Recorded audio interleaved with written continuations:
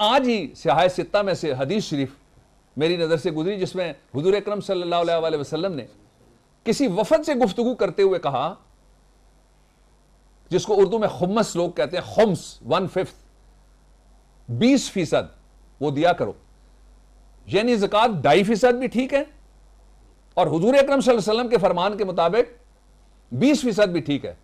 میں تو کوشش کرتا رہتا ہوں کامنالٹیز نکلیں، میں تو کوشش کرتا ہوں جنرلٹیز نکلیں، میں تو کوشش کرتا رہتا ہوں وہ سچائیاں جن پہ سارے یقین کرتے ہیں، سب کو یقین کرنا چاہیے، وہ نکلیں۔ اور یہ حیران کن میں حدیث شریف جو ہے وہ میں آپ کے سامنے عرض کر رہا تھا کہ ہم نے محدود کر لیا سارے تصورات کو۔ خدا اور اس کے رسول پر ہماری ہزار جانیں قربان، یہ تصور محدود نہیں ہے، اس لیے کہ یہ تصور صرف مسلمین کے لیے نہیں ہے، یہ مظلومین کے لیے بھی ہے، اس لیے کہ یہ صرف تصور مومنین کے لیے نہیں ہے، یہ محرومین کے لیے بھی ہے۔ اور جب یہ تصور اتنا کانسیپٹ اتنا واضح اور جب یہ ڈاکٹرائن اتنی وسیع ہوگی تو پھر جب زکوٰۃ دینے کا حکم آئے گا تو اس سے استثناء کسی صاحب نصاب کو کوئی نہیں، معافی کوئی نہیں ہے۔ ہم سب کو پتا ہے کہ زکوٰۃ کہاں سے شروع ہوتی ہے اور ہمارے پاس کیا کیا تھا ایک سال میں۔ اندر جھانکنے کی ضرورت ہے، خود احتسابی کی ضرورت ہے، خود شناسی کی ضرورت ہے اس سے پہلے کہ میرے پاس کیا خدا کا وہ ہے جس کو مزکی کرنا بہت ضروری ہے اور زکوٰۃ نکالنا بہت ضروری ہے۔ آگے ایک اور پہلو اس صورت میں جو میرے سامنے آیا قرآن حکیم کے قوانین کا، وہ یہ ہے کہ خدا تو خیر کا خدا ہے،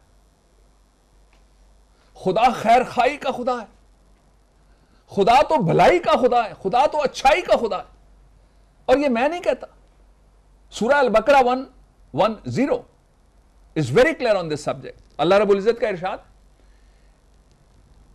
وَمَا تُقَدِّمُوا لِأَنفُسِكُمْ مِنْ خَيْرٍ and whatever of good you send forth for yourself before you، کہ خدا کے حضور حاضری سے پہلے پہلے جو خیر کی چیزیں تم بھیجتے رہتے ہو، جو اچھے عمل بھیجتے ہو، جو نیکیاں بھیجتے ہو، جو چیریٹی بھیجتے ہو، جو صدقہ بھیجتے ہو، جو خیرات بھیجتے ہو، جو مال بھیجتے ہو، جو اچھائیاں بھیجتے ہو، جو بھلائیاں بھیجتے ہو خدا کے حضور، ان کے بارے میں اللہ رب العزت میں جب کہتا ہوں کہ یہ خیر کا خدا ہے تو وہ کیسے ہے؟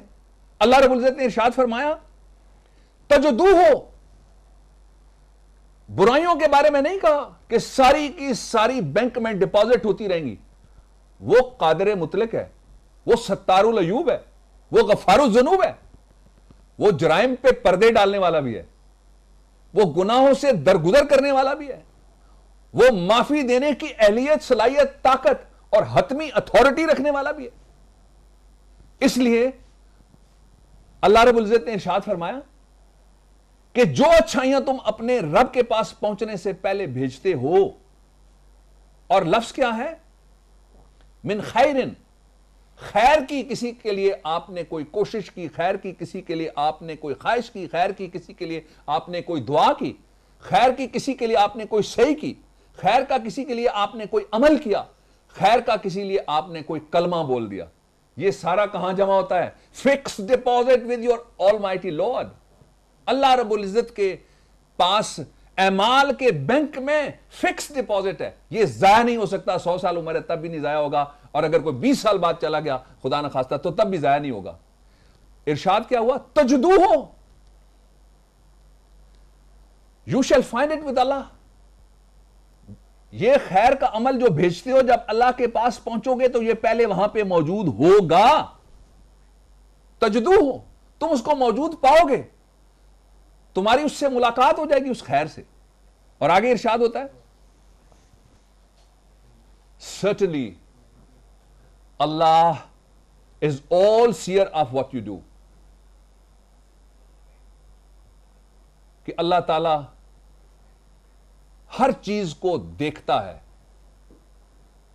یہاں ایک باریک بات سمجھنے والی یہ ہے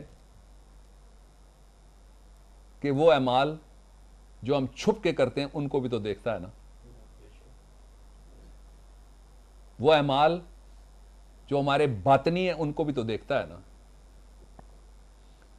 اور وہ اعمال جو ہمارے صرف اس نیت کے ساتھ ہیں کہ کسی کو پتہ نہ لگے، لیکن مالک تو اس سے غافل نہیں ہے. یہ تیرا کیسا بہترین وعدہ ہے، کیسا خوبصورت وعدہ ہے، کیسا عظیم وعدہ ہے، یہ کیسا دلربا وعدہ ہے تیرا. تو کہتا ہے کہ یہ عمل کر جا، تو پہنچے گا فکس ڈپازٹ میں، عمل پہلے سے پڑا ہوا ہے، وہ تجدو ہو، ملے گا تمہیں وہاں، تیری اس سے ملاقات ہونی ہے. یہ خیر کا رب ہے، یہ خیر کا خدا ہے، یہ خیر کا الہ ہے. ایک پہلو. اس کا دوسرا پہلو، اس میں ایک فارمولا آتا ہے. I take, ladies and gentlemen, you now to verse number 277 of Surah Al-Baqarah. Verse number 277 سورہ البقرہ. اس میں اللہ رب العزت کی مہربانی کے ایک اور اظہار کا ایک فارمولہ ہمارے سامنے آتا ہے، اور یہ بھی بڑا حیران کن لیکن بڑا خوش کن بھی ہے. فارمولہ کیا ہے؟ ارشاد ہوا ان الذین آمنوا وعملوا الصالحات، truly those who believe، جو سچائی کے ساتھ تسلیم کرنے والے ہیں، and do deeds of righteous. righteous کے 3 معنی ہیں: ٹھیک کام، سیدھا کام اور نیک کام. تھوڑی تھوڑی تینوں کی وضاحت ایک ایک دو لفظوں میں. ٹھیک کام، معاشرے کے اندر قانون کی پابندی کریں، ضابطوں کا احترام کریں. نیک کام، چھوٹوں کے ساتھ محبت کا سلوک، بزرگوں کا احترام کریں. اور اس کے ساتھ جو تیسرا پہلو ہے وہ یہ کہ عمل صالح ایسا عمل جو آپ کو صالحین کی صف میں لے کے جاتا ہے. پہلے ایک جگہ میں ذکر کر چکا ہوں کہ صالحین کون کون سے. صدقہ کرنے والوں کو صالحین کے ساتھ شامل کیا گیا ہے. زکوٰۃ دینے والے کون ہیں؟ صدقے کی وہ جو حضور اکرم صلی اللہ علیہ وسلم کی حدیث شریف میں نے ابھی آپ کے سامنے رکھی، صحاح ستہ میں سے، اس کی روشنی میں زکوٰۃ دینے والے بھی صدقات کرنے والے میں، اور یہ بھی صالحین کی صف میں چلے گئے. تھرڈلی وَأَقَامُوا الصَّلَاةَ، and they perform صلاۃ، نماز کو قائم کرتے ہیں. اس کی میں وضاحت پہلے آپ کے سامنے تھوڑی سی رکھ چکا ہوں. وَآتُوا الزَّکَاۃَ، and they also give زکوٰۃ. یہاں ایک فارمولہ جو اللہ رب العزت نے بیان کیا ہے، اب میں اس کی طرف آپ کو لے جانے لگا ہوں. And they will have their reward with their Lord.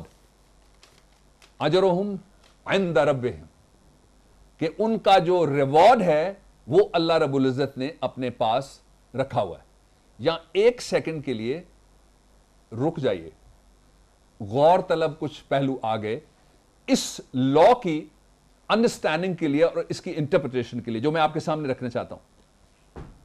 پہلا یہ ہے کہ اگر آپ ورس نمبر 110 کی طرف واپس جائیں گے تو وہاں یہ ارشاد فرمایا گیا ہے کہ زکوٰۃ کو گڈ ڈیڈز کے ساتھ شامل کیا گیا ہے.